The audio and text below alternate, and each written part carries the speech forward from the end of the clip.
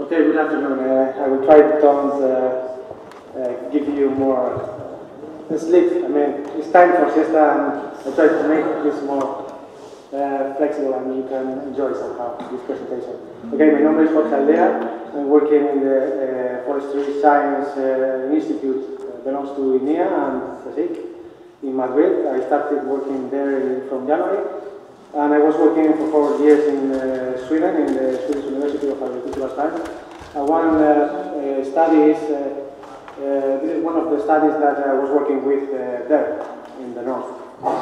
It was more people involved in this study, like Magnus Love, Emma Holmström, and Jonas Dahlberg from the National Forest Inventory of Sweden. So we were focused on the probability to suffer a drought damage in boreal forest. So some of us, or some of you can think that drought is important in the northern latitudes. So I would say that yes, it is important.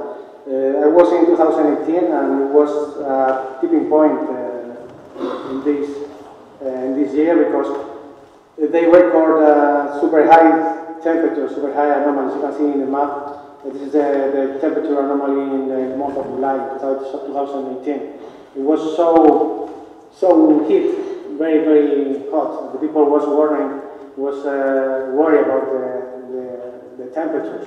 There was no fan in the shops. They ran out super quickly, super hot. I was working in the field, and we reached 35 degrees in this month in the middle of Sweden. And the people was very, very worried. And with the drought come the fires. During this year was super strong fires. They spread a lot, and they were also very worried because they didn't have the tools for fight against the fire. So they asked people from the south, from Spain, Portugal, and also Greece, to go to the north and try to fight with the fire. So it was a lot of forest surface was fire. And after the fire came the bark beetle attack. After a drought episode, the bark beetles occurs, and it produced a lot of damages also in the forest. But also per se, the drought could affect a lot, especially to Norway spruce. This is a picture from Germany. It's not Sweden, but it's Germany, and you can see how the drought could damage the Norway spruce. So Norway spruce is quite sensitive to drought, and the timber sometimes is cracked because of the drought, and there is no value for timber. So here in this study, we would like to see which variables, which predictors are responsible for, or we can use for predicted drought damage risk in Sweden, and also try to see how this risk of drought damage could vary or vary along the spatial and time in the country. So we use basically tree-ring data from the National Forest Inventory. We use more than 6,000 tree-ring cores for try to estimate the risk to suffer a drought damage. And for each core, we also measuring. We have different data also from the stand, and also for the tree, and also for the site. And we also complete this information with climatic data from the National Agency of Climatology in Sweden. So we use the cores, the tree-ring cores, for all these places. They were well distributed around the country.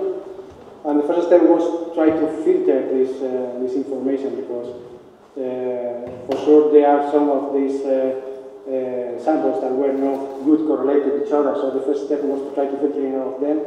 And we're looking for, we look what happens to 13 neighborhoods around the target tree-ring core. And we're measuring the intercorrelation series, and we only keep these ones which were above 0.4, and also we keep this series which were more than 0.8 of EFS. This is the evaporation sign, and also these sample cores which have we had a normal distribution because we want to later look which were the growth anomaly, and for that we need that they keep a normal distribution. So we we calculate the response variable, the target variable. That is the drought damage risk.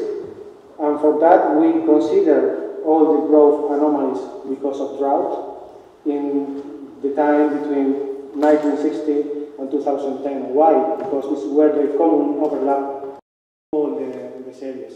So we can compare between sites and so on.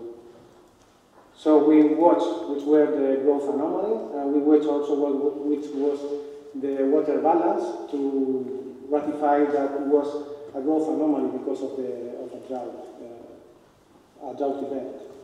And we calculate this risk according to that, the number of growth anomalies during this period. And we use this like a target response variable, and we use the stand, the tree, the site, and the climate variables to describe this damage. So for that we use a random forest algorithm, and we check with different methodologies the block cross-validation to consider somehow the correlation between samples in space. So we use different methodology, like block cross-validation in a random way, in systematic, checkboard, and also leave one out to correct this spatial correlation.